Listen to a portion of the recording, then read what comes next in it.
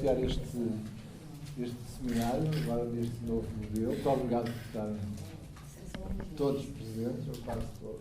De 3 gerações de mestres e mestrantes, fantástico, não é?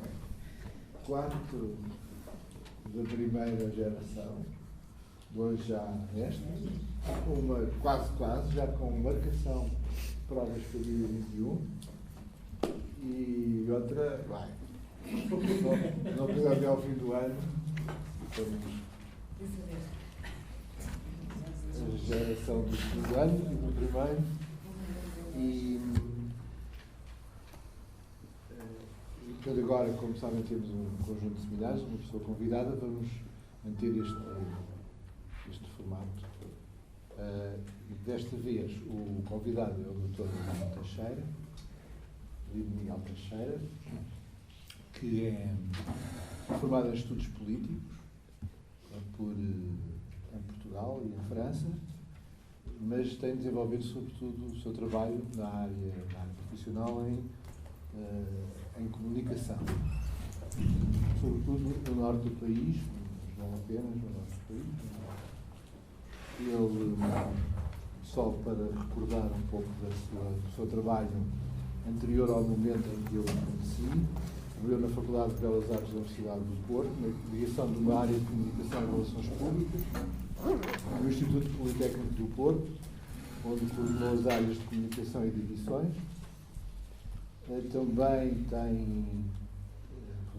tem exercido atividade como consultor de comunicação para a Agência de Desenvolvimento das Indústrias Criativas, para o Centro Nacional de Cultura, para a Empresa Municipal Porto Lazer, em projetos específicos de que ele falará com certeza quando abordar os problemas que traz, o município de Paredes, o FITEI,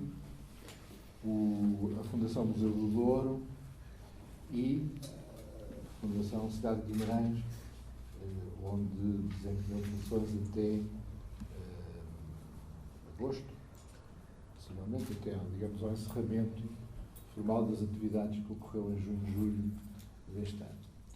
O Dr. Teixeira coordenou a área de comunicação na Capital da Cultura, depois daquela reviravolta de agosto de 2011, portanto, entra com a reformulação das equipas, de que a comunicação foi um ponto nevrálgico. Já falei disto praticamente com todas as gerações de mestrantes aqui presentes, e porque foi um ponto muito sensível, um ponto a que nós atribuímos uma enorme importância a partir de agosto, e portanto em que, como responsável, senti necessidade de mudar o conceito e a equipa de comunicação, e nessa altura que o Dr. Luís Teixeira, sobretudo,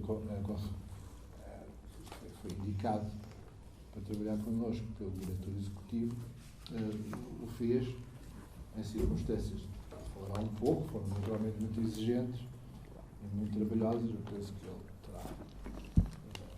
ele pouco tempo terá tido para fazer outra coisa senão pensar em Capital do País da Cultura e gerir um mundo muito complexo de problemas, ainda por cima, no caso concreto, com uma diminuição muito significativa das verbas iniciais, que foi o setor mais afetado por cortes. Esses cortes, no caso da comunicação, foram superiores a 1/3. Não se tratou de um corte de 10% ou de 15%, um corte de 30 e tal por cento. E, portanto, e isso também se refletiu, quer dizer, não só tinha havido alguns gastos provavelmente discutíveis no período anterior à presença dele, mas também eu acho que ele também falará um pouco de comunicar também a gerir orçamentos, também tem esse lado, e arbitrar, muitas vezes, ou gerir, ou negociar interesses muito complexos, porque estão os programadores de um lado, estão os produtores do outro, portanto, a comunicação está ali numa interface. Ele geriu com o seu mal feitio conhecido, é esse o seu principal qualidade, o seu principal defeito. E portanto, depois a seguir, felizmente, há uma pessoa com muito bom feitio, que sou eu, que aparou aquela conflitualidade, mas aquela conflitualidade foi criativa e não deixa de ser, por vezes, nestes processos muito concentrados no tempo, muito complexos, em que as coisas têm que acontecer naquele dia, porque se não acontece naquele dia nunca mais acontece. Naturalmente, trabalhar nestas condições não é bom para os nervos, nem faz as pessoas que o não são pessoas calmas. Que também já não é. Provavelmente já não é um oficiante, mas espero que tenha saído uma melhor pessoa. Mas faz parte do trabalho dizer não, sim. Foi muito. Para mim foi ótimo trabalhar consigo, gostei muito e agora calmo, porque sobretudo para si e para todos os presentes. Nós combinámos, dado estes problemas de transportes, fui buscar a Leiria no intervalo destas 2 aulas. No caminho, combinámos que ele faria uma pequena intervenção. Ele é um fumador inveterado, portanto também tem este defeito. E faz uma apresentação, digamos, mais teórica, se pode dizer assim. Depois fomos um intervalo, 20 minutos, meia hora, um intervalo para descomprimir. Depois uma segunda apresentação, essa com recursos a meios tecnológicos que implicam escurecer a sala. E depois um segundo momento, também intervalo, depois um terceiro momento mais de debate, de discussão. Não quer dizer que não possam interromper em qualquer momento, mas um terceiro momento mais aberto para voltarmos a abrir a luz, porque conversar com a sala escurecida é mais difícil. Eu também queria dizer que foi um prazer trabalhar consigo e para si, e agradecer o convite para estar aqui presente. Por cima, é muito curioso, porque a minha primeira experiência, como disse, foi nas Belas Artes do Porto, e a nossa concorrência não era as Belas Artes de Lisboa, nem a ESAD do Porto, era a ESAD aqui das Caldas, que estava muito bem cotada, e, portanto, como nós queríamos expandir-nos, sempre olhámos com muita atenção para o que aqui se fazia. A ideia da intervenção é essa, podem interromper a qualquer momento, se eu estiver a falar muito depressa, o que é... Sim, fala. Tem uma tendência. Fala, temos uma colega brasileira, eu falarei mais devagar, mas tem sempre uma solução muito fácil, que é explica melhor, interrompe. Agora já estou treinado, sei, mas é fácil. E mais vale não falar, muitas vezes. Calce. Isto divide-se em 3 partes, porquê? Primeiro porque, sendo um curso de gestão cultural e não de comunicadores, eu queria ter essa primeira parte mais de problematização, de colocar questões, de evidenciar tensões que existem em quem comunica, para que um dia, quando estiverem a gerir um projeto cultural ou a participar nele de alguma forma, consigam perceber também o outro lado, ou seja, as dificuldades que existem para quem está do outro lado. E isso não darei muitos exemplos concretos, porque me interessa tornar muito perceptíveis essas tensões. Depois, num segundo momento, verão como é que elas colam nestas tensões alguns exemplos de matérias muito díspares, quer retroprojetadas, quer justamente também na mesa que temos aqui, que depois podemos folhear e mostrar porque é que foi feito, porque é que os produtos foram feitos em cada momento. E num terceiro momento de debate aberto, e sim, vamos aos projetos em concreto e podemos falar de cada um deles, de Guimarães e dos outros, de uma forma até mais, ao mesmo tempo, pondo as questões que quiserem, e mais técnica também, no sentido de porque é que se escolheu apostar mais em determinadas coisas do que noutras. Não é? E, portanto, ainda a primeira parte, que é basicamente o que é isto da comunicação cultural, queria logo marcar uma circunstância pessoal, porque não sendo a comunicação uma ciência exata, e, portanto, vou tentar acabar esta primeira parte às 7, pode ser? 6h30? Se calhar antes um bocadinho. Não sendo a comunicação cultural uma ciência exata, eu vou buscar isso como defesa do meu percurso profissional, porque eu não sou formado em comunicação. Nunca estudei comunicação, apenas a exerci e ao mesmo tempo sempre trabalhei em cultura e não sou um criativo. Ou seja, não crio nada. Não escrevo, não pinto, não canto, não faço nada disso. E, portanto, o meu primeiro posicionamento em relação à comunicação e em relação à cultura sempre foi ser um de nós sendo o outro. Ou seja, eu participo, eu vejo, eu contemplo, eu reajo, eu critico, mas não sou um deles. Ou seja, nunca fui jornalista e sou assessor de imprensa, por exemplo. Nunca fui criativo, nunca fui artista e toda a minha vida, quase toda, foi feita a trabalhar com artistas, com criativos, com esses processos.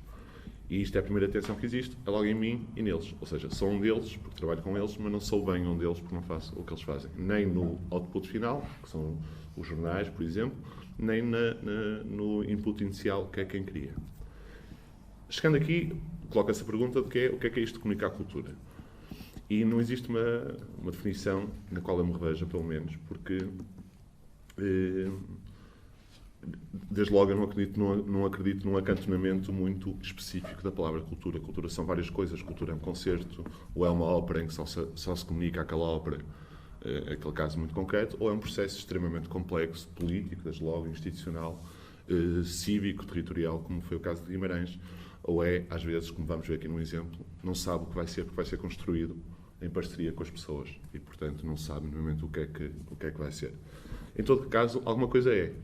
E é comunicar programa, com certeza, é comunicar coisas que vão acontecer em determinada altura, é comunicar ideias, portanto é preciso caracterizá-las, é comunicar pessoas e egos, ou seja, autores, pessoas que têm um trabalho seu a defender, é comunicar eventos, é comunicar agenda, é comunicar consumo também, ou seja, é comunicar compra. A cultura não é toda gratuita, a cultura compra-se, e quando não se compra implica gastos, implica implica uma opção de consumo. É comunicar públicos, é comunicar com os públicos e é comunicar públicos, é comunicar a ideia de sucesso do que já se perdeu não vindo, porque outros vieram e viram. É comunicar território, é comunicar cidades em concreto, comunicar não é só o espetáculo, é o sítio onde se vai ver, é o que se vai ver, o que se está a participar naquela cidade, naquela região. É comunicar com certeza instituições, o prestígio de quem o faz, de porque é que o organiza. É comunicar cidadãos. Cidadãos que participam nas peças, cidadãos que vão ver, cidadãos que estão envolvidos naquele processo, cidadãos que apenas compram um bilhete e com isso participam no evento. E é comunicar isso também. É comunicar concorrência, ou seja, é preciso convencer as pessoas a sair de casa. É logo a primeira concorrência, é não ligar a televisão, que é mais fácil, a ficar no sofá. E Deus, como eu adoro o meu sofá e a minha íris, portanto também o faço, não saio todos os dias. É comunicar concorrência também, porque há oferta cultural, há todo o tipo de oferta cultural, todos os dias, mesmo quando não há dinheiro, porque há todos os dias, em cidades médias e grandes, há várias concorrências de oferta cultural, institucional e não institucional, emergente e consagrada. Portanto, no fundo, comunicar cultura é comunicar um processo. E é comunicar um processo que é uma intangibilidade, que é algo que não se consegue medir, mas que tem que ser tangível. A dada altura tem que se abdicar e dizer já chega, ok? É este que se fixa, que se vai comunicar. Mas porquê é que, fixando em alguma coisa, não é comunicar produto? Não é comunicar produto porque não se sabe onde começou, não se sabe onde acaba de todo. Nunca se provou. Mesmo que seja uma reposição, mesmo que seja um artista que já soube falar, nunca se provou aquele produto. Não se viu, não se sentiu. Porque todos os referentes de comparação em que eu consiga comparar aquele produto não são tangíveis, são intangíveis. Não tenho nada para comparar ao lado a dizer aquele é branco, aquele é preto, mas aquele é mais espesso. Não. Todo o referente é de intangibilidade. Sendo assim, existe logo a primeira tensão, que é muito similar à tensão do ovo e da galinha, do que é que surge primeiro, que é a tensão entre programação e comunicação. Eu estou a comunicar cultura que foi programada, e, no entanto, eu não programo cultura. Quem programa cultura também não tem que se preocupar com a comunicação, senão eu também não tinha emprego e era chato. E no entanto, parece que estamos a falar do mesmo e não estamos a falar exatamente do mesmo. Portanto, deve a programação pensar na comunicação? Ela pensa na comunicação quando é programada? Frequentemente não. Deve a comunicação estar apenas ao serviço da programação e não interferir na programação? Não, porque senão estamos a comunicar um produto. E a cultura não é um produto. Porque se eu comunicar apenas aquilo que o autor pensou, da forma que o escreveu, com a fotografia que ele quer, eu não estou a acrescentar nenhum valor ao processo que ele já tem. Eu deixo-o a falar com aqueles com quem ele já fala. Não o ponho a falar com gente nova.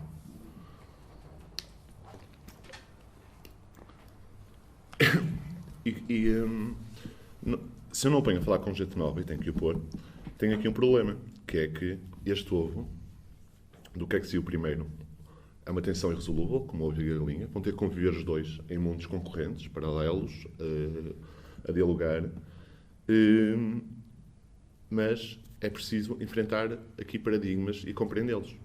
Desde logo compreender o paradigma do criador, para quem geralmente o projeto é imutável, é irreduzível, é irredutível, é aquilo, fala por si, ele não tem que falar, é evidente,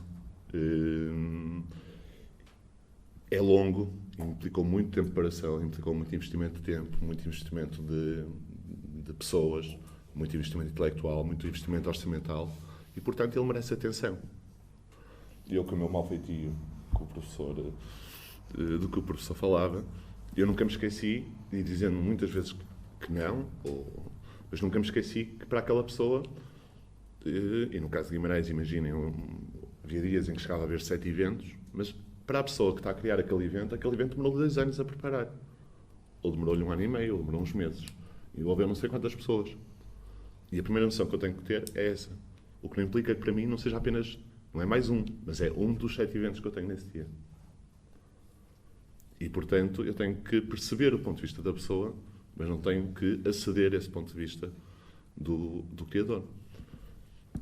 Mas tenho que perceber porque é que ele existe, porque se não perceber, aí sim vai-se gerar uma ruptura completa entre quem programa, quem cria uma coisa e quem comunica, porque vai ser sempre uma imposição e uma redução.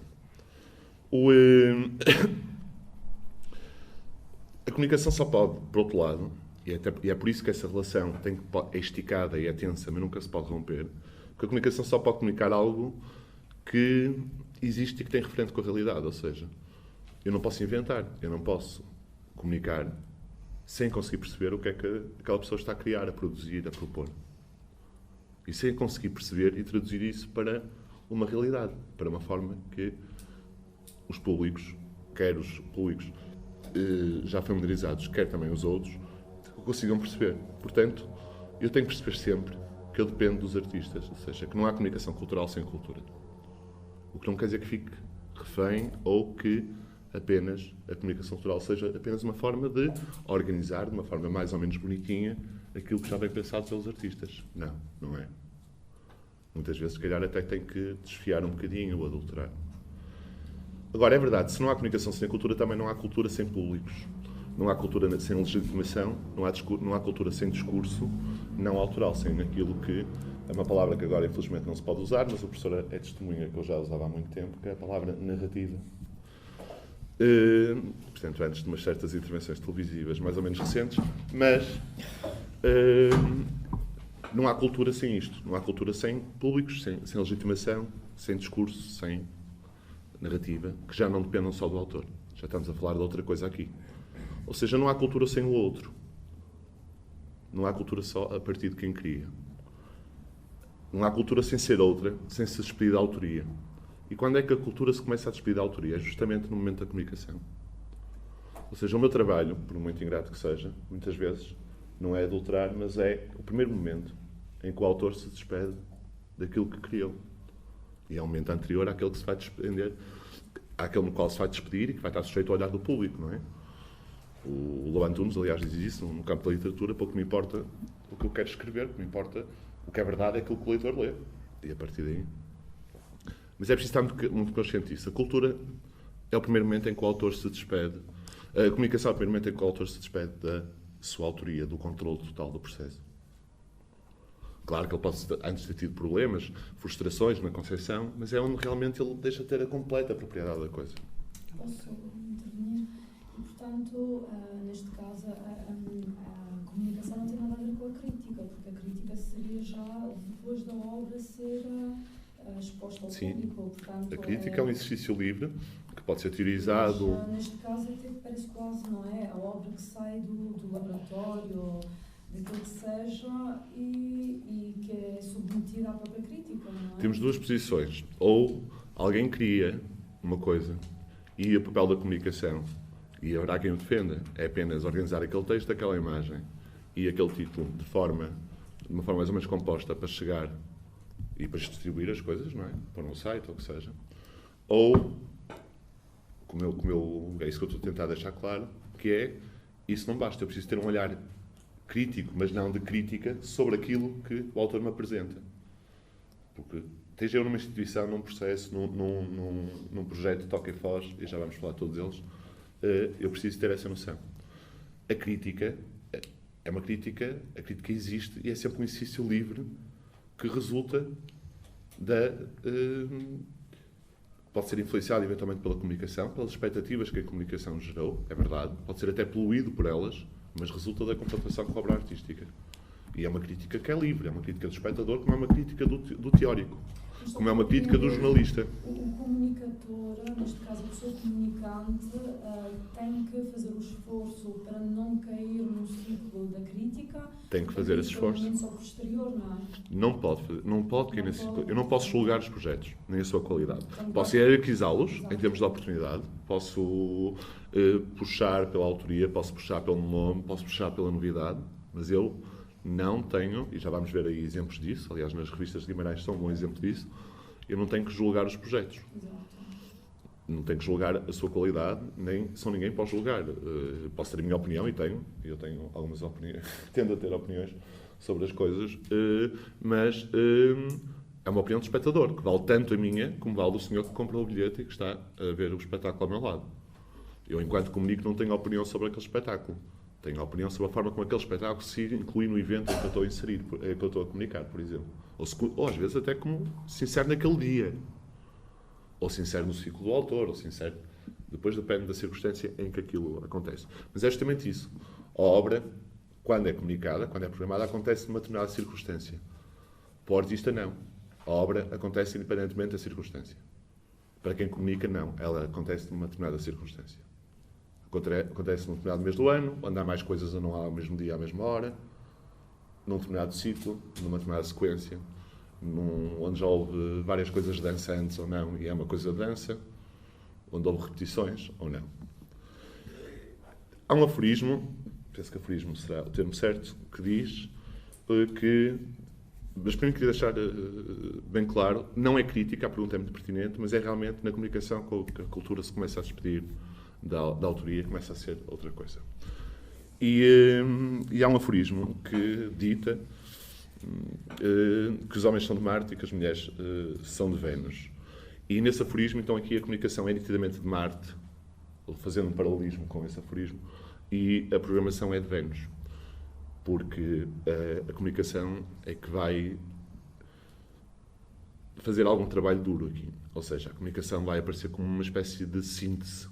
Vai sempre ser uma síntese.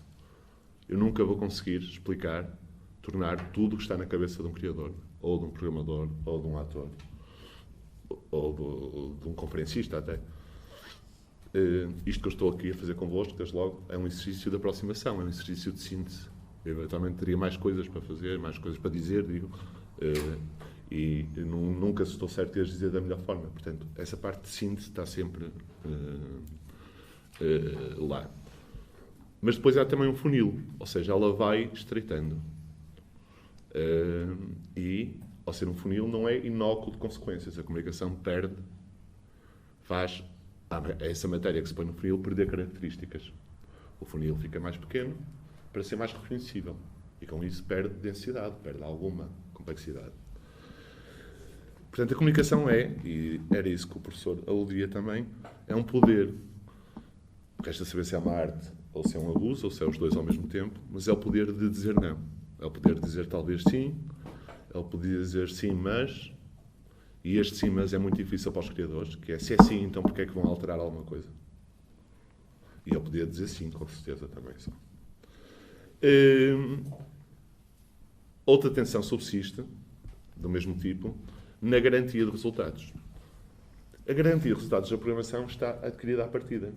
A programação foi feita, se for bem produzido, existe, pode ter ou não públicos, mas mesmo que não tenha públicos, teve o resultado, foi criada. A comunicação nunca posso apresentar. É como uma página em branco, quando vocês começam a escrever um trabalho ou quando começam a escrever qualquer coisa. Pode sempre haver um bloqueio e não surge nada. Eu, em tudo o que faço, e isso, para quem faz comunicação, é um desgaste grande. Por muito que as coisas até corram bem ou tenham corrido bem, Em tudo o que faço pode sempre correr mal. Eu posso convocar uma conferência de imprensa e não aparecer ninguém. Pode aparecer gente na conferência de imprensa e não publicar nada. Eu não mando, eu não controlo. Posso comunicar e pôr flyers e tudo, e naquele dia as pessoas não virem. Não é? E, portanto, há aqui uma tensão que é acrescenta responsabilidades à comunicação. Ou seja, a comunicação não pode hipotecar o que foi programado, mas o que foi programado está certo, está ali a ser apresentado. A comunicação, e está num jogo próprio, está na luta, quer ser bem recebido, mas a comunicação está num jogo muito dinâmico, que é de ver de nunca poder ter a certeza dos resultados que vai conseguir. E qualquer assessor de comunicação que vos diga em instituições em que trabalhem no futuro, eu garanto isto, garanto aquilo e garanto aquilo outro, ele está a mentir. A não ser que seja, eu garanto escrever um texto, isso claro que sim, ou essas coisas, mas eu garanto em termos de resultados que venha este público, ou que venha aqueles meios, ou que vai ser um sucesso, ou que vai ser um fracasso. Está a mentir. É uma aproximação, não é uma certeza. A comunicação nunca se consegue comparar com a programação aqui. Tem que conviver, mais uma vez, uma questão de certeza e uma questão de incerteza. Depois, vemos aqui que esta relação é conflituosa. Às vezes é tensa, pelo menos. Como as relações de amor. Ou seja, há ódios, há amores e no meio há o sexo. E aqui tem que haver este cruzamento. Tem que haver o cruzamento entre duas realidades que são diferentes, mas que não conseguem viver uma sem a outra. E, portanto, podem ser realidades amorosas, podem ser realidades de flirt, pode ser uma paixão muito intensa, mas a comunicação e a programação, de alguma forma, têm que conseguir ter passe, expressão, ter sexo juntas e procriar, para que a coisa nasça. Se puder haver amor melhor, se puder haver paixão excelente, mas vive-se transitoriamente sem ambos, já sem sexo, é mais difícil. Os públicos são os públicos. E depois, isto leva-nos a perguntar, portanto, a procriação aqui, os filhos são os públicos, é chegar aos públicos. E os públicos são os mesmos, ou seja, um público da programação é o meu público da comunicação, não são. Há pessoas que vêm em questões de comunicação e que naquele dia não vão ao espetáculo, vão depois, ou não vão sequer, mas ficam a saber que a coisa existe. Como há gente que veio ao espetáculo, independentemente da programação, independentemente da comunicação. Não leu nada, mas sabia, mas segue o autor, o que seja. Há uma parte do universo grande, eu acredito, que são os tais filhos, que se juntam. Que são pessoas que vieram ver aquela programação porque resultou da comunicação. A programação, porque a programação sem comunicação por si só fala só para aquilo que eu chamo a comunidade de pertença, ou seja, fala para a comunidade artística, para quem já está adquirido, para aquela comunidade de pertença. Por outro lado, a comunicação, como se nota talvez observando com alguma atenção, tem que falar de forma esquizofrénica. Não pode dizer o mesmo a todos. Eu, não falo da mesma forma para um público de agenda com consumos culturais do que falo para novos públicos, do que falo para jovens, do que falo para pessoas que estão longe, do que falo para pessoas que só ocasionalmente é que lá estão. Por outro lado, eu tenho que ter algum cuidado nesta esquizofrenia. Eu posso ser esquizofrénico, mas eu não posso nunca dizer nada em cada um destes universos que seja absolutamente incompatível com algo que eu disse num outro universo. Porque se disser, lá se vai o referente à realidade. E, portanto, lá se vai qualquer tipo de adesão àquela comunicação. Ou seja, eu posso falar com tons diferentes, posso dizer mais coisas num sítio e menos coisas noutro, posso acrescentar, posso editar, posso orientar, mas não posso dizer coisas incompatíveis. Mais uma vez, como nas relações. Eu tenho que falar para artistas, eu tenho que falar para a comunidade de pertença, tenho que falar para a comunidade de proximidade, que é quem vive perto, tenho que falar para a comunidade de interesse, que é quem vive ou não perto, segue aquele tema, gosta daquele tema. Tenho que falar para o público de agenda, que segue só aquele artista, ou só aquele ator, ou só aquele dramaturgo, ou aquele músico. Tenho que passar para quem está de visita, quem passou. Tenho que falar para quem acaba por passar por lá e está de visita. Tenho que falar para quem programou visitar, e programou por visitar já sabendo que alguma coisa acontecia. E tenho que falar para novos públicos. E tenho que falar de cultura. E tenho que falar para novos públicos que muitas vezes acham que a cultura, se não morde, dá sono, muitas vezes. Outros que acham que acorda. E eu não posso ser paternalista a falar para esses novos públicos. Mas também não os posso querer trazer ao colo, em termos de comunicação. Tenho que ir falando para eles. E mostrando-lhes que há ali algo que é interessante. E para os novos públicos, eu estou absolutamente convicto que se comunica não previamente, mas posteriormente. Ou seja, comunica-se, e acho que Guimarães foi um bom exemplo disso, de o sucesso, e já vamos ver questões da abertura, porque é que a abertura foi tão importante, participar naquele sucesso, teve tanto sucesso, houve tanta gente a vir, que mesmo quem não veio ficou com vontade de vir. E ao ficar com vontade de vir, isso desarma. Ou seja, para os novos públicos, mais do que explorar a densidade da programação, do que existe, do porquê é que é tão atrativo ou é tão invulgar, mais importante é mostrar que o outro já fora. Porque a cultura intimida e é uma forma de das pessoas... Está bem o ritmo? Está bem o ritmo? Tá. E é uma forma das pessoas perceberem que se calhar não intimida tanto assim. Se os outros vão, e se vão pessoas diferentes, sobretudo, se não vão todas iguais, se não são todos amigos, se calhar também posso ir. Portanto, basicamente, o meu desafio, de quem comunica, é como é que eu vou convocar o outro a partir de um eu que lhe é distante, forçosamente distante, que é a criação, e através de uma mediação que forçosamente vai ter que adulterar esse eu que lhe é distante, outra vez a criação. E que nunca pode ser aquilo que o outro já sabe ou que já conhece. Tem que ser especial alguma coisa diferente. Ou seja, eu tenho que o convocar. Tenho que convocar a partir de uma coisa que ele não conhece o que lhe é distante. Tenho que o comunicar, não dizendo, não traduzindo tudo o que é essa coisa distante, que foi a tal criação, adulterando-a, de certa forma, mas também não lhe dando tudo o que já conhece, porque isso não traz desafio e não traz vontade de ir, não traz vontade de ver. Portanto, vimos que esta relação entre a comunicação e a programação pode ser existida de várias formas. Pode ser um flirt, pode ser um evento de toca e foge, o caso do FITEI, que é organizado durante um mês ou 15 dias, acontece uma série de espetáculos de teatro de expressão ibérica, no caso, portanto, de companhias portuguesas, espanholas, brasileiras, sul-americanas, de língua espanhola. Pode ser uma paixão intensa, pode ser um processo de 1 a 2 anos, que foi o caso de Guimarães, foi o caso de Manobras, que são dois exemplos muito diferentes, depois falaremos. Pode ser um casamento duradouro, pode ser trabalhar numa instituição que vai ficar, o CCB, Serralves, Gulbenkian, Casa da Música, por aí fora, e, portanto, trabalhar aquela relação que falávamos antes de amor, ou pelo menos de sexo, de uma forma duradoura, vê-la. E depois subsiste mesmo assim, em qualquer um destes 3 níveis, o toque e foge, portanto, o flerte, a paixão, o casamento surge algumas questões. A primeira é se dar beijos e vestir bem, basta. Ou seja, se apresentar bem a coisa de cultura, simbolizar bem em termos de comunicação, basta. E eu digo que não. Comunicar a cultura não basta. É preciso comunicar o território, é preciso comunicar os cidadãos, é preciso estar atento às crises que surgem. E nós vivemos algumas. É preciso comunicar política, às vezes. É preciso comunicar ligações à política e implicações políticas. É preciso comunicar dinheiros. Que é para justificar o dinheiro que se gasta, para as pessoas sabem que se gasta.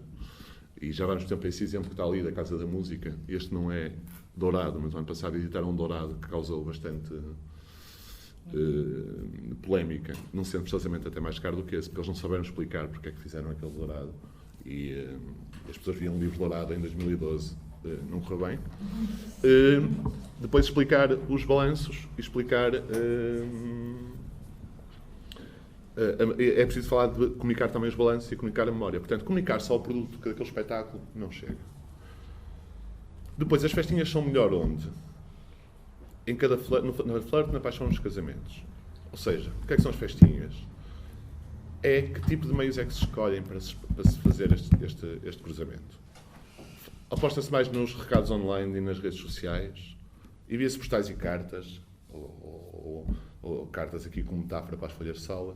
Afixam-se cartazes e desenhos pelas ruas. Pagam-se anúncios com declarações de amor, ou seja, com produtos de comunicação. Pede-se aos jornalistas para contar e para cantarem esses amores. E aqui depende. Podemos já, e vamos fazer isso na terceira parte, se quiserem, abordar exemplos concretos, o que é que se apostou mais. Depende do orçamento que tenha. Não é só online, não é só folhas de sala, não é só cartazes, não é só televisão, até pouca gente tem dinheiro para televisão. E, portanto, é importante estar consciente sempre de ver que tipo de relação dinâmica de tempo é que se estabelece entre aquela, mais ou menos, programação, entre esse casamento, entre esse, se é um flirt, se vai ser continuado, se é uma paixão muito intensa ou não, se é um casamento duradouro, para poder saber que festinhas, que meios é que vamos usar em cada um deles. Mesmo assim, às vezes as coisas correm mal. Nem sempre corre bem. Portanto, quando o flerte não dá em nada, o que é que se faz? Desiste-se. Ou seja, quando o público não responde, quem é que falha? A comunicação ou a programação. E importa saber isso, e insiste-se ou não. Eu acho que importa olhar para trás, sim, e perceber porque é que tentar perceber.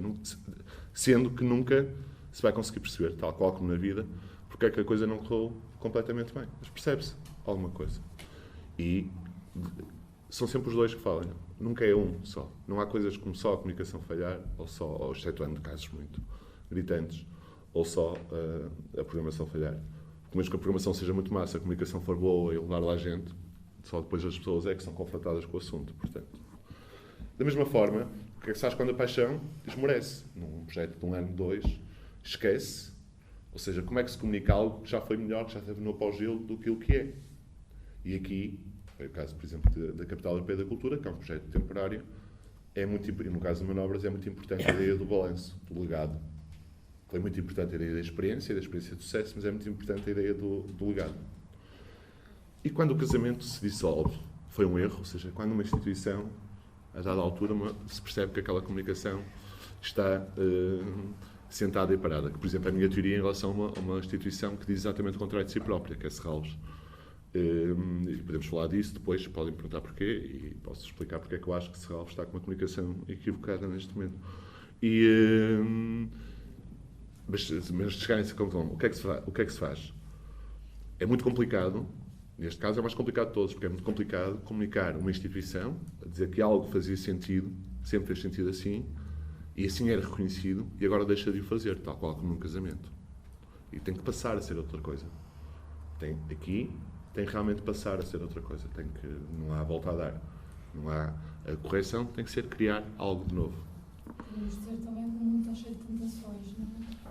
Por isso é que muitos casamentos não funcionam. Que é o caso de Serralves. É? Mas que é exatamente o caso de Serralves e é a minha teoria de Serralves. E já agora, só pedi mais 2 minutos, ainda estou a 3 minutos das 7. O caso de Serralves tem um exemplo paradigmático. Tem uma coisa que se chama Serralves em Festa. Que são 2 dias, ou 40 minutos, chega a 40 horas. E o estudo público para eles é um sucesso, porque vai muito público. Pois o Serralves em Festa tem mais público do que o Museu de Arte Contemporânea, que é a estrutura base da coisa, do que os Jardins, todo o ano, incluindo serviço educativo. Portanto, uma submarca tomou completamente conta da marca. Sendo que no processo, comparativamente, depois os Jardins têm mais público que o próprio Museu de Arte Contemporânea. Incluindo outra vez serviço educativo. E esse é um bom exemplo. A tentação aí, eu não estou a dizer que não devia existir, estou a dizer que se calhar devia existir noutros moldes, mas a tentação aí, devia ser comunicado se calhar com um tema, com uma ideia de ligação ao museu, a tentação aí de ter público e ter famílias, do meu ponto de vista, correu a marca. Só não ocorreu porque é Serralves ainda, mas está paradinha. Para eles é um sucesso, para já. Posso só, sim. Nisso de Serralves, problematizando, se calhar deixo para a outra parte, mas não há aí um ganho também na dinâmica museu Serralves em Festa? Não sei. O meu problema é esse, é que se houvesse as visitas do museu, até podia haver. Tipo, venham cá, que é um mau exercício de comunicação, venham cá, engano, ver aqui coisas fixas e gratuitas, durante 40 horas, e uns DJs e várias coisas, e depois venham cá ver as obras que estão penduradas nas paredes. Até podia ser. Sempre mesmo assim eu discordava que não houvesse tema. Mas o fato é que isso não se reflete numa subida do número de visitantes do museu. Reflete sim numa subida do número de visitantes no jardim. Porque as pessoas, como o Serralves em Festa acontece muito no jardim, muita gente contacta com o jardim pela primeira vez e realmente é magnífico o jardim. E não é bom ter mais visitantes do que ter menos. Não nos enganemos, não é? Mas basicamente, no final vocês, estou mesmo a acabar, desta intervenção não vai importar, então, e porquê tudo isto? Porque trabalhar nisto, quando nunca se tem a certeza do que se diz é o correto, eu não a tenho. Correto quer no sentido de ser mais eficaz, ou de ser mais verdadeiro, que nem sempre são a mesma coisa, aliás, nem sempre são sinónimos, eficaz e verdadeiro. E porque tudo isto quando Ainda que me possa convencer que estou a dizer algo adequado, não sei se vai ser ouvido, não sei como é que vai ser mediado, não sei como vou convencer. E correndo bem, mesmo convencendo as pessoas, se aquilo que eu as convenci vai sobreviver bem à confrontação com a criação. É o problema. Não é? Porque posso convencê-las muito bem e depois, e nós tivemos também alguns exemplos disso, nomeadamente dos espetáculos dos Frodel Baus, alguns, convencê-las muito bem e depois a confrontação com aquela criação em concreto desiludir de alguma forma. E isso prejudica quer a programação, quer a comunicação, porque as pessoas vão fraudadas. Ou vão menos satisfeitas. Fraudadas é exagerado. Ou seja, podemos ser todos poetas, mas nenhum de nós controla completamente a teleologia, a legibilidade e a verdade dessa poesia. É sempre um processo, volto a dizer a primeira coisa que eu disse, que era um processo dinâmico. E, contra mim falando, digo que basicamente, ou seja, que como eu tinha dito que isto não era uma ciência exata, é uma aproximação, a comunicação é como a vida, que é uma forma um bocado pobre de acabar esta intervenção, mas é como é. É um exercício de permanente frustração, pode sempre fazer mais, de consolos frequentes, ou seja, temos bons momentos, de epifanias ocasionais e da certeza que o caminho é existir, porque não há outro. Consciente do que se faz, sem dúvida, sem certezas definitivas, porque senão espetamos contra a parede. E em Guimarães nunca tive certezas definitivas e as minhas intuições foram contrariadas variedíssimas vezes pela prática, pelas pessoas, e felizmente foram contrariadas de uma forma positiva, ou seja, eu estava pessimista. E atento ao que o outro nos diz e aos efeitos do que o que dizemos tem no outro. Porque se só falarmos e não estivermos atentos, claro que a comunicação tem que ter as despesas iniciais, tem que dizer aos costumes alguma coisa, no início. Mas depois, se não estivermos atentos ao que o outro nos diz, nada adianta. E nós fizemos variedíssimas correções de tiro em Guimarães, mesmo quando eu cheguei, como fizemos no Manobras também, em que mudámos coisas. E para muita gente, essa mudança, chegámos, aliás, a sofrer essas críticas, que queria dizer que não havia estratégia. Quando não, a estratégia era justamente essa mudança. Ou a estratégia passou a ser essa mudança. No fundo, o que eu tenho para vos dizer nesta primeira parte é que o que eu faço não é uma profissão, é um exercício. E era isto. Mas diga-me só uma coisa, mas mais vale ter um bom produto do que um mau produto, não é? O que é um bom produto? Quer dizer, digo eu, é mais fácil comunicar um político afável, simpático e que tem ideias, do que sempre completamente incapaz de dizer duas seguidas, não é? Se o professor, por exemplo, quisesse que eu tivesse tido uma vida descansada em Guimarães e pudesse vir ao Porto e fazer outras coisas, em vez de ter apostado na residência artística, que apostou e bem, e em vários pequenos espetáculos que deram às pessoas a oportunidade de participar, punha-me lá uma cabeça de cartaz por mês e o problema da comunicação ficava resolvido. E eu ia tomar café. Não precisava fazer absolutamente nada. Aquele senhor espanhol. Podemos repetir isso. Podemos, sei lá, Como é que se chama aquele rapaz? o Cortés, lá, punha lá o Cortés, não, punha aquele lá agora que está na moda. o Alborã, não sei. Punha aqueles que se falaram que iam lá, como é que era? Os Coldplay, que a sua antecessora achou por bem a falar. Portanto, punha-se um por mês, assim muito grande, e depois um médio de 15 em 15 dias, e a coisa fazia-se. Com muito, se calhar até ficava mais barato. E para mim, teria sido uma vida mais descansada. Não teria sido forçosamente mais interessante. Porque nós em Guimarães tivemos uma média de 2.000 eventos únicos. Um total de 2.000 eventos únicos. Tivemos uma média de 7 coisas por dia, muito dispas, como também já vamos ver com alguns exemplos. Todos os dias, ao fim de semana. E depois aí, acho que aí partilhamos alguma coisa em comum, não para, porque eu ainda por cima sou aquelas pessoas chatas que precisam dormir. E dormir, não gosto de dormir pouco. E tem que se trabalhar durante o dia, mas ao mesmo tempo estão a acontecer coisas. Acho que hoje tem que se ir para ver. E quando se vai à noite, nunca é. Estava a comentar há bocado com o professor, uma vez calhou de irmos a um espetáculo juntos ao Porto, e eu, quando saí do gabinete em Guimarães, disse a coisa mais ridícula do mundo, que foi, pela primeira vez, este ano, em 2012, era outubro, pela primeira vez depois de trabalho, vou a um espetáculo. Eu ia todas as noites a um espetáculo. Mas é trabalho. E disse isto, e depois comecei-me a rir. E não é só trabalho, é prazer, não é? Também me divirto com isso. Eu sei que não falei muito de exemplos, mas eu acho que enunciei algumas tensões nas quais acredito profundamente. E depois falamos a seguir de algumas questões mais técnicas na tal terceira parte. E depois agora gostaria de vos mostrar